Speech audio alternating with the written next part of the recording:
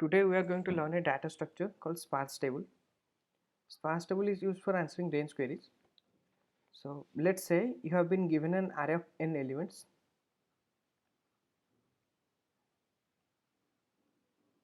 and you have to answer queries.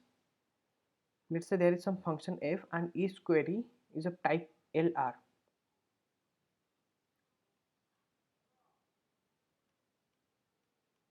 So for each query you have to calculate some function f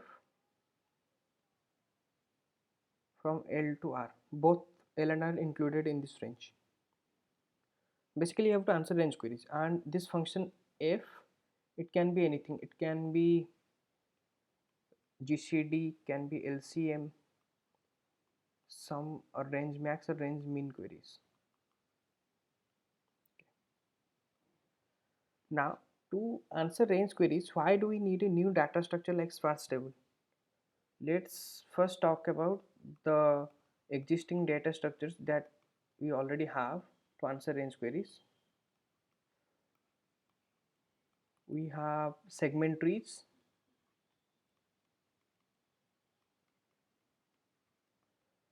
and then we have Fenwick trees.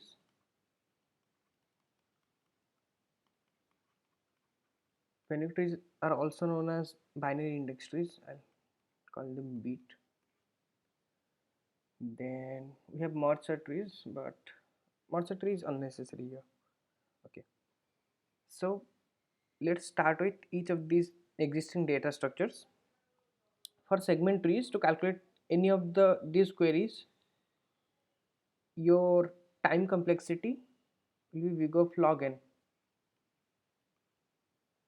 This one is asymptotic time complexity, but on average it can go up to big of 4 log n for segment trees. For Fenwick trees,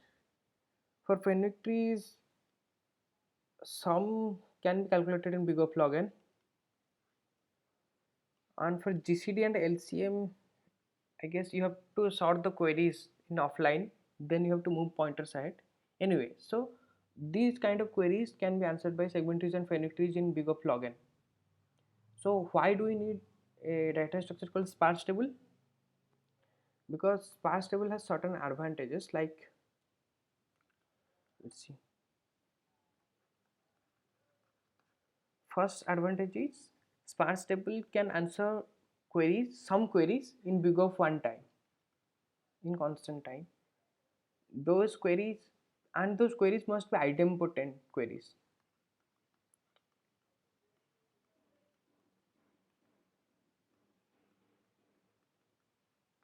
So sparse table can answer idempotent queries in big of one time, and other range queries like range sum and stuff, those queries will strictly be big of log n. I mean asymptotically and on average, because on average segment tree takes 4 log n time around. What is a idempotent query? We are going to see further down the lecture. And the bad thing about sparse table is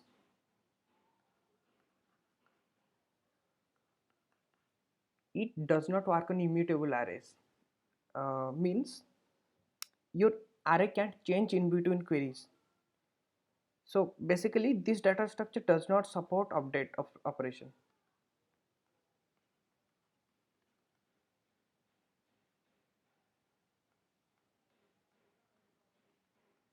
Okay, and so we know segment tree supports update. We have lazy propagation, even lazy propagation to efficiently do updates.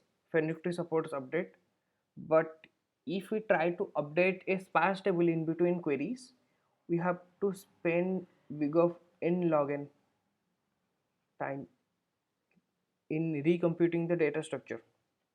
So there are some, these are some pros and cons of using sparse table. Now let's go and see how does sparse table work. Let's say you have to calculate this value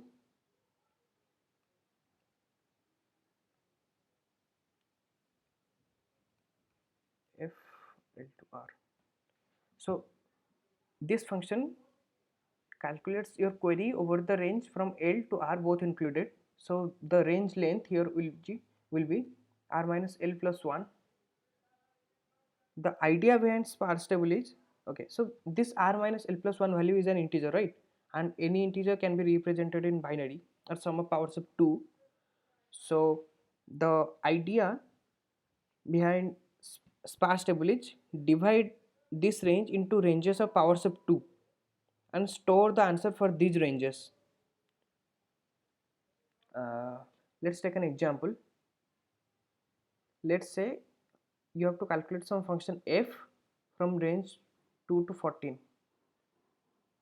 Let me write this as a square bracket so that there won't be any confusion that both these values 2 and 14 are included. Okay, so you have to calculate these values from 2 to 14 over the range from 2 to 14. The range length from 2 to 14 is 14 minus 2 plus 1, which is 13.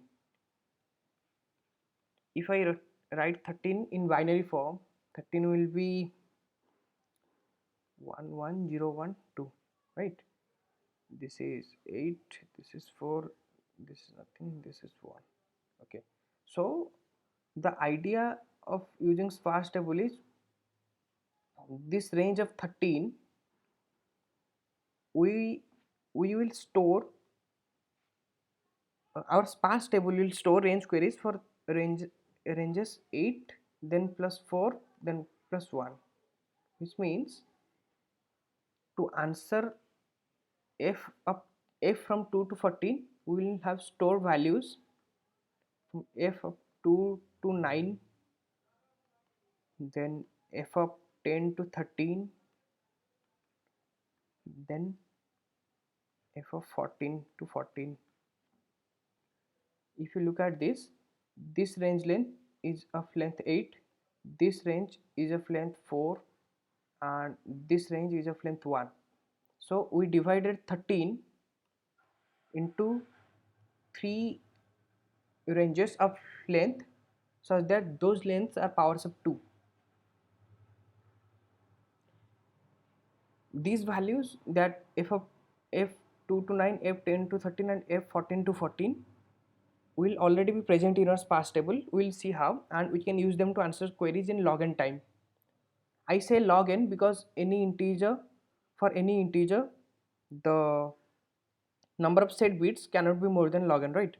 So this is what our sparse table stores: answers for range query in length of powers of 2.